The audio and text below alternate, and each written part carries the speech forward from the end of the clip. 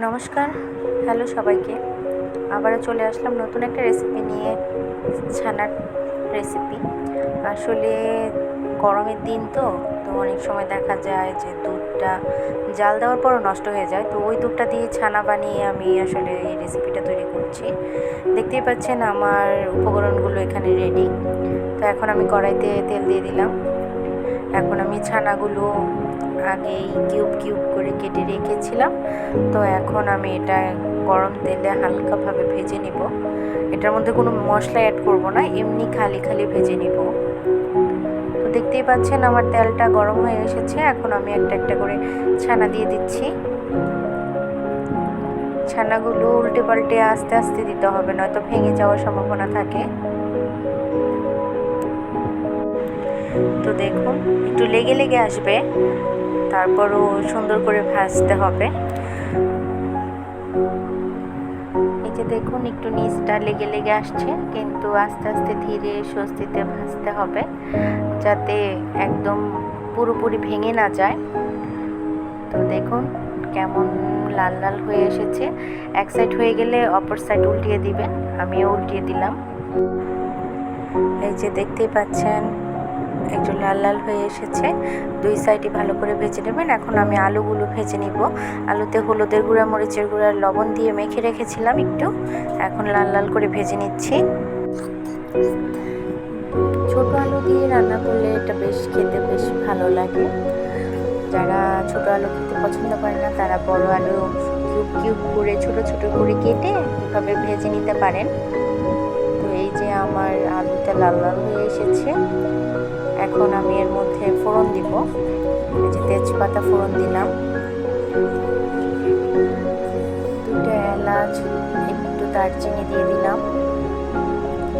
এখন আমি মশলাটা দিয়ে দিব। কেউ চাইলে শুকনো মরিচও ফোড়ন দিতে পারেন। আমি এই যে বাটা মশলাটা দিয়ে দিচ্ছি। দেখতেই পাচ্ছেন ঝাঁজ উঠছে। তো বাটা মশলাটার মধ্যে একটু হলুদ, লবণ, মরিচের গুঁড়া দিব। দেখুন আমি এর মধ্যে একটু জল দিয়ে নিয়েছি, নয়তো পুড়ে যাওয়ার সম্ভাবনা থাকে। সবসময় মশলার মধ্যে হালকা একটু পানি দিয়ে নেবেন, তাহলে এটা পুড়বে না। যে সবগুলো মশলা আমি দিয়ে ভালো করে ভেজে নিব, ভালো করে কষাতে হবে।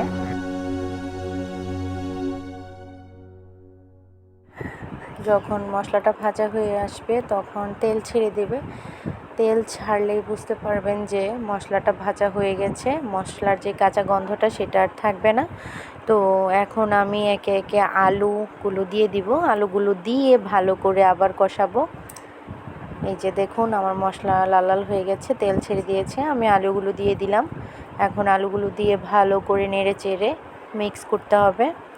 ভালো করে মিশলে মশলাটা ভিতরে ঢুকবে, আলুগুলো খেতেও ভালো লাগবে। তো দেখতেই পাচ্ছেন আমি ভালো করে আলুগুলো দিয়ে নাড়ানাড়ি করছি। এখন আমি গরম জল দিয়ে দিচ্ছি। গরম জল দিলে খাবারের টেস্টটা ভালো আসে। এই ঝোলটা আমি 10 থেকে 15 মিনিট ভালোভাবে জাল করে নেব।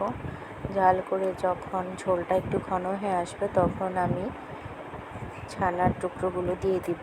এই যে দেখুন জাল হয়ে এইটুকু এসেছে।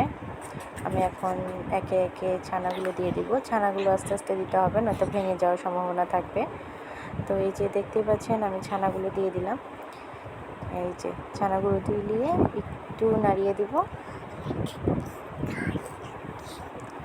যারা ঘি পছন্দ করেন তারা একটু ঘি দিতে পারেন। আমি একটু ঘি দিয়েছি। এখন আমি একটু ঘি দিব আর একটু।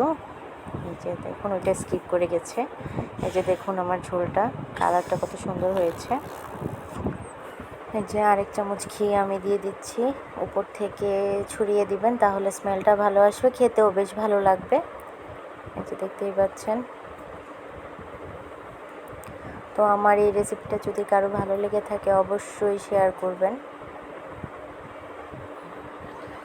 বেশি বেশি করে শেয়ার করবেন। আমার পেজের পাশেই থাকবেন, লাইক ফলো দিয়ে পাশে থাকবেন। পাশে থাকার জন্য ধন্যবাদ। সবাই ভালো থাকবেন। গরম গরম ভাতের সাথে খেয়ে দেখবেন এই রেসিপিটা কেমন লাগে। টাটা সবাইকে, ভালো থাকবেন।